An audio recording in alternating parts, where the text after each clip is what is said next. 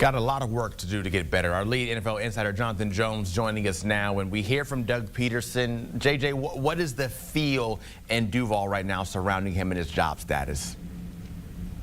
I would say ever since that press conference, Zach, that the feel has been Doug Pederson has coached his last game with the Jacksonville Jaguars. It is a natural time to break if the Jags are going to do so with Doug Pederson now having the bye week, knowing for certain that this is a lost season, understanding what the last 12 or so months have been. Go back to about this time last year. They were 8-3.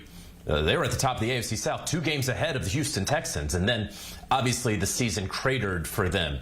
All right, you go and you pay Trevor Lawrence in the offseason. You feel pretty good about going into this upcoming season. Yes, you got to deal with the Houston Texans, but you feel decent. And now how they have been in this season has been dreadful. Obviously, offensively, I feel like the defense, we haven't talked enough about the defense. We're talking about a group that's 30th in points against, or rather points allowed. They've allowed the most yards in the NFL as well. You know, Doug Pederson, he kind of fired a lot of the defensive staff at the end of last season. And that was a little bit of his offering up of, hey, I know the season didn't work out. Let's make some changes. Didn't work out on Sunday and has not worked out this entire season. And so it could have happened last night. The firing of Doug Pederson, of course, I'm referencing. I think there are some folks around the league who are probably surprised that it's the 10 a.m. hour on the East Coast and there still has not been a firing of Doug Pederson. And I'll say this as well, because I wrote earlier in the year when it looked like this was the route this season was going for the Jacksonville Jaguars, people were saying, okay, you fired Doug, who's going to take over? Because Press Taylor, the offensive coordinator, is likely to go out with Doug Pederson. We just talked about defensive coordinator Ryan Nielsen and how bad the defense has been. So who's the interim head coach? And it's probably Mike McCoy. We remember him, of course, as the former head coach of the San Diego Chargers. So if you fire the head coach and offensive coordinator, you elevate Mike McCoy to interim head coach. Is he going to coordinate the offense? Because the last time he did that was 2019 with the Arizona Cardinals when they had the worst offense in football and he was fired mid-season. So just to fire Doug Pederson isn't going to really solve anything for the Jaguars this year. But, of course, they know that. Yeah, it's maybe a wait-and-see territory is what it feels like, just waiting for that hammer to drop and that news to come out. I know you'll be on top of that every step of the way. You look over in Chicago, and it's like maybe Matt Eberflus in a little bit of a better spot right now and not going to get fired today potentially, but sitting at 4-6, fans aren't happy with him. They're not happy with how that game ended yesterday. Is there a sense that maybe he might be okay? Granted, they made that OC change last week, but where do things stand with him? You make the offensive coordinator change and you're hoping for a spark, right? And they did get a little bit of a spark. Caleb Williams did not look nearly like the lost rookie that he had the previous 3 weeks. I know that they didn't come away with the victory. I know, of course, they probably should have tried for more yards there at the end of the game. Kick doesn't get blocked, and maybe Green Bay doesn't own you the way that they have the last several years. I understand all of that, not absolving the Chicago Bears or Matt Eberflus of anything there, but you do have to admit that there was a slight spark in that offense, that it did look better than the previous 3 weeks.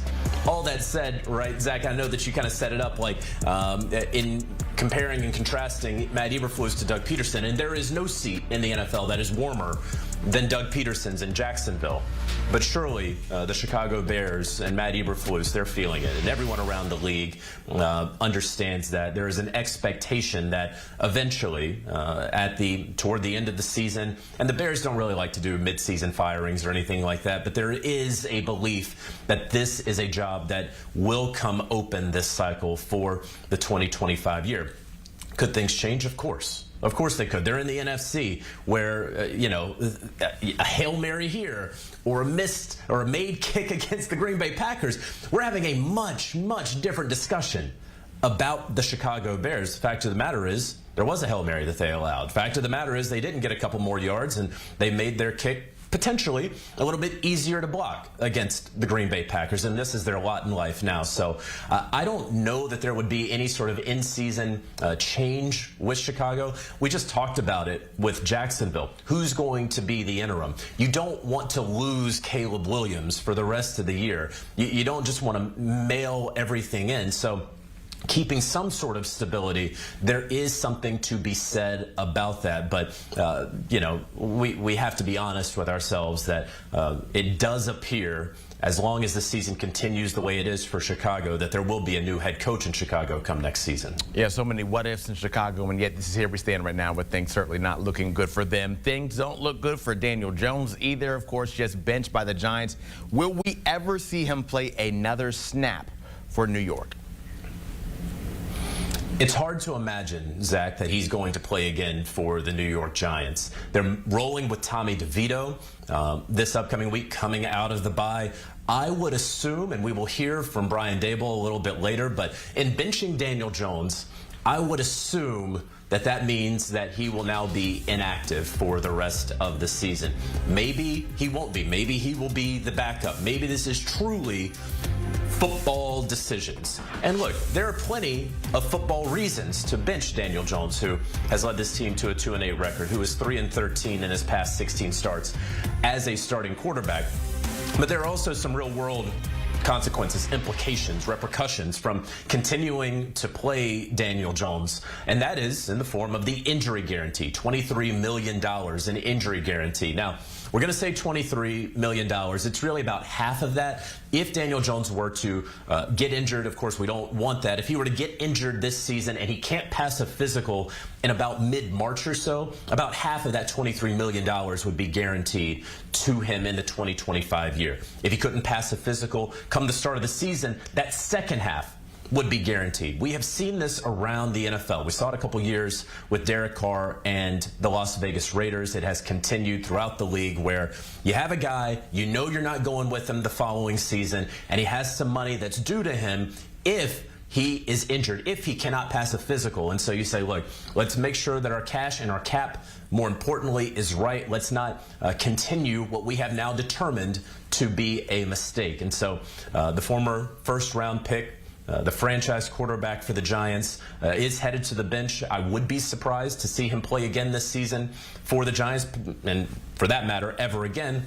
And they're going with DeVito because there is some comfortability with Tommy DeVito. Let's not forget that when Tyrod Taylor did get healthy last year, Zach, they still had Tommy DeVito in there. So I know they paid Drew Lock $5 million this offseason, but it's DeVito this week. Yeah, and like we talked to Matt Ryan earlier to figure out, okay, we'll see what happens for Daniel Jones. Maybe he can have a resurrection of his career like Sam Darnold is enjoying right now and like Baker Mayfield is also having in Tampa if he goes somewhere else along the future. Jonathan Jones, thank you so much. Always appreciate it for the time, keeping us covered with all the NFL things. And, of course, the CBS Sports is always your home for everything here on HQ when it comes to the NFL. We've got those highlights. We've got the news. We've got the scores 24/7. Monday morning, we wrap it all up for you. So keep it here. Lock with us all the time.